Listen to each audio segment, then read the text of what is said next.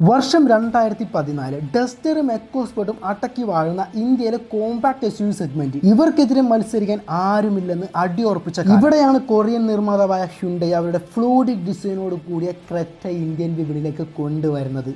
പേര് കൊണ്ട് S U വിയും കർമ്മം കൊണ്ട് സെഡാനുമായ ഇവൻ ആ സെഗ്മെന്റിലെ മറ്റുള്ളവരെല്ലാം അടിച്ചു തൂത്ത് ഒന്നാമനായി മാറിയവൻ. ഇറങ്ങിയ വർഷം മാത്രം 70,000-ലേറെ ബുക്കിങ്ങുകൾ, അതുപോലെ തന്നെ 2 വർഷം കൊണ്ട് 2 ലക്ഷത്തിലേറെ വാഹനങ്ങൾ വിറ്റഴിക്കപ്പെട്ടിരുന്നു. ഗ്രീസിലെ ക്രീറ്റ് ഐലൻഡും അതുപോലെ തന്നെ ക്രിയേറ്റീവ് എന്ന് തമ്മിലുള്ള ബന്ധം നിർദ്ദേശിക്കാനാണ് ക്രെറ്റ എന്ന നാമകൽപ്പന പോലും നൽകിയിരുന്നത്.